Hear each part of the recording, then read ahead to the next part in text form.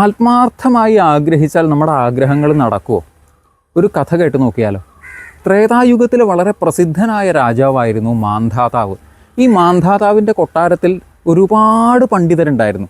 ഈ രാജസദസ്സിലേക്ക് ഒരിക്കൽ യാദൃച്ഛികമായി ഗർഗ മഹർഷി കടന്നു വന്നു. ഈ ഗർഗ മഹർഷി വളരെ പണ്ഡിതനാണ്, ത്രികാലജ്ഞാനിയാണ്, ജ്യോതിഷത്തിൽ അഗ്രഗണ്യനാണ്. ഇദ്ദേഹത്തിനെ കണ്ട ഉടനെ എല്ലാവരും വീണ് നമസ്കരിച്ചു. വിശിഷ്ടമായ സിംഹാസനത്തിലിരുത്തി പൂജിച്ച് അദ്ദേഹത്തിനോട് ഭഗവാനെ പറ്റി ചോദിക്കാൻ ആരംഭിച്ചു. ഭഗവാന്റെ ശ്രീരാമചന്ദ്രസ്വാമിയായിട്ടുള്ള അവതാരം അല്പം കാലം മുൻപ് കഴിഞ്ഞതേ ഉള്ളൂ. അപ്പോൾ എല്ലാവരും ചോദിച്ചു, ഇനി ഭഗവാന്റെ ഏറ്റവും പുണ്യതമമായിട്ടുള്ള അവതാരം ഏത് കാലത്താണ് സംഭവിക്കുക എന്ന് ചോദിച്ചു. അപ്പോൾ ഗർഗ മഹർഷി പറഞ്ഞു, ശ്രീകൃഷ്ണനായിക്കൊണ്ട് ഭഗവാൻ അവതരിക്കും. അത് ദ്വാപരയുഗത്തിലാണ് ഉണ്ടാവുക.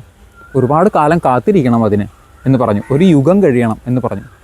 അപ്പോൾ കൂടെ അവിടെ സന്നിഹിതരായിരുന്ന എല്ലാവരും പരസ്പരം അങ്ങോട്ടും ഇങ്ങോട്ടും നോക്കിയിട്ട് പറഞ്ഞു, നമുക്കൊന്നും സാധിക്കില്ല, അതിന് എത്ര കാലം കഴിയണം, നമുക്കൊന്നും കിട്ടില്ല. എല്ലാവരും അങ്ങോട്ടും ഇങ്ങോട്ടും നോക്കിക്കൊണ്ട് എനിക്ക് കിട്ടില്ല, ഈ ഭാഗ്യം എനിക്കൊരിക്കലും ലഭിക്കില്ല എന്നൊക്കെ പറയുന്നത് കേട്ട് ഒരു ചെറിയ ഉണ്ണി അതിലൂടെ ഓടിക്കളിച്ചിരുന്നു. ഇത് മാന്ധാതാവിൻ്റെ പുത്രനായിട്ടുള്ള മുചുകുന്ദനാണ്. ഈ ഉണ്ണിക്ക് ഒന്നും മനസ്സിലാവുന്നില്ല. ഇവർ സംസാരിക്കുന്ന വലിയ വലിയ വിഷയങ്ങളൊന്നും ഈ ഉണ്ണിക്ക് മനസ്സിലാവില്ല. പക്ഷേ എല്ലാവരും അങ്ങോട്ടും ഇങ്ങോട്ടും നോക്കിക്കൊണ്ട് എനിക്ക് കിട്ടില്ല എന്ന് പറയുന്നത് കേട്ടപ്പോൾ സ്വാഭാവികമായും ഈ ചെറിയ കുട്ടിയുടെ ഉള്ളിൽ എനിക്ക് കിട്ടുമോ എന്നൊരു കൗതുകം തോന്നി. ഈ കുട്ടി നേരെ ഗർഗാചാര്യരുടെ മുമ്പിലേക്ക് ചെന്ന്, മഹർഷേ, എനിക്കതിനുള്ള ഭാഗ്യം ഉണ്ടാവുമോ എന്ന് ചോദിച്ചു. ഗർഗ മഹർഷി വളരെ വാത്സല്യത്തോടു കൂടി ഈ ഉണ്ണിയുടെ തലയിൽ കൈവച്ച് അനുഗ്രഹിച്ചുകൊണ്ട് പറഞ്ഞു, ഉണ്ണി പ്രാർത്ഥിച്ചോളൂ, അതിനുള്ള ഭാഗ്യം ഉണ്ടാവും കേട്ടോ എന്ന് അനുഗ്രഹിച്ചു.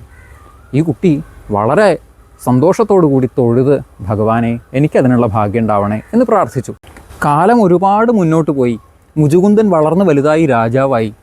വളരെ ശ്രേഷ്ഠനായിട്ടുള്ള രാജാക്കന്മാരെയൊക്കെ സ്വർഗത്തിലേക്ക് ദേവാസുര യുദ്ധത്തിൽ ദേവന്മാരെ സഹായിക്കുന്നതിന് വേണ്ടി ഇന്ദ്രൻ ക്ഷണിക്കാറുണ്ടായിരുന്നു. അങ്ങനെ ഒരിക്കൽ മുചുകുന്ദനെയും ക്ഷണിച്ചു. മുചുകുന്ദൻ സ്വർഗത്തിൽ പോയി അസുരന്മാരോട് ദേവന്മാർക്ക് വേണ്ടി ഒരുപാട് കാലം യുദ്ധം ചെയ്തു.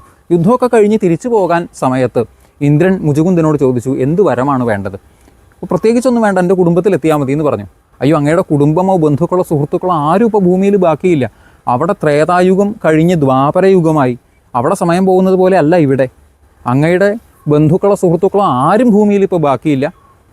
ഇത് കേട്ടപ്പോൾ മുചുകുന്ദന് അല്പം വിഷമമൊക്കെ തോന്നിയെങ്കിലും ഇനിയിപ്പോൾ പ്രത്യേകിച്ച് ആഗ്രഹമൊന്നുമില്ല എനിക്ക്.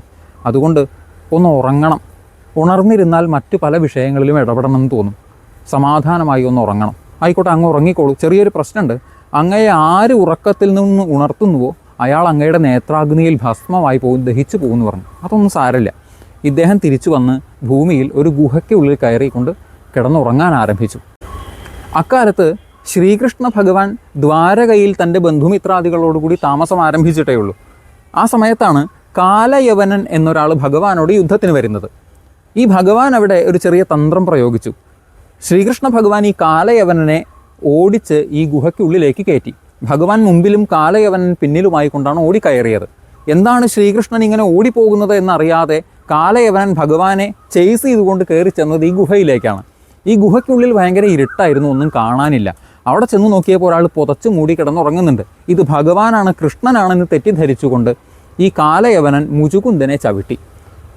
മുചുകുന്ദൻ കണ്ണു തുറന്നു നോക്കിയപ്പോൾ ആ നേത്രാഗ്നിയിൽ കാലയവൻ ദഹിച്ച് ഭസ്മമായി തീർന്നു. പിന്നീട് തിരിഞ്ഞു നോക്കിയപ്പോഴാണ് നല്ല മഞ്ഞപ്പട്ടുടുത്ത് പീലിത്തിരുമുടിയൊക്കെ ചാർത്തി അതിസുന്ദരമായ രൂപത്തോടുകൂടി ശ്രീകൃഷ്ണ ഭഗവാൻ അവിടെ നിൽക്കുന്നത്. മുചുകുന്ദൻ ആദ്യം മനസ്സിലായില്ല ഇതാരാണെന്ന്. എന്നിട്ട് ചോദിച്ചു, അങ്ങ് ആരാണ്? ഞാൻ മുചുകുന്ദനാണ്.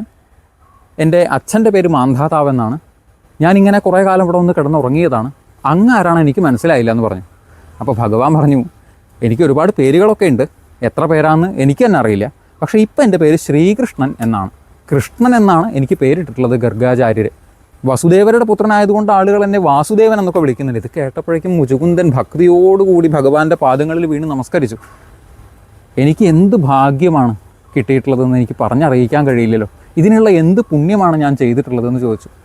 അപ്പോൾ ഭഗവാൻ പറഞ്ഞൊരു വാക്കുണ്ട്, ഞാൻ അങ്ങയുടെ പ്രാർത്ഥനയെ സഫലമാക്കുക മാത്രമേ ചെയ്തിട്ടുള്ളൂ.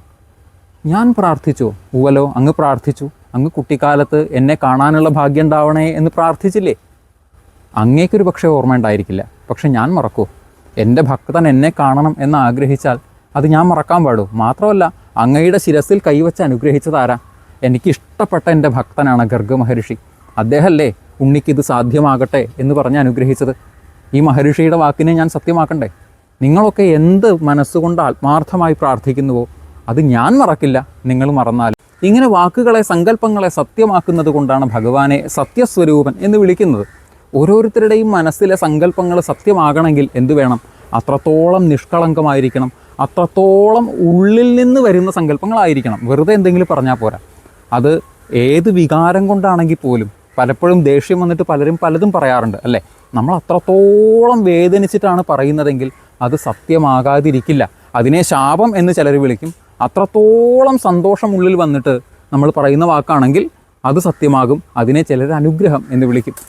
ഇങ്ങനെ എന്തെന്നില്ലാത്ത സന്തോഷം കൊണ്ടും സങ്കടം കൊണ്ടും പറയുന്ന വാക്കുകളെ സത്യമാക്കുക മാത്രമല്ല ഭഗവാൻ ചെയ്യുന്നത്, എന്തെന്നില്ലാത്ത പാരവശ്യത്തോടു കൂടി ചെയ്യുന്ന പ്രവൃത്തികളെയും ഭഗവാൻ സത്യമാക്കി തീർക്കുന്നുണ്ട്. അതിനെയും ഭഗവാൻ സ്വീകരിക്കുന്നുണ്ട്.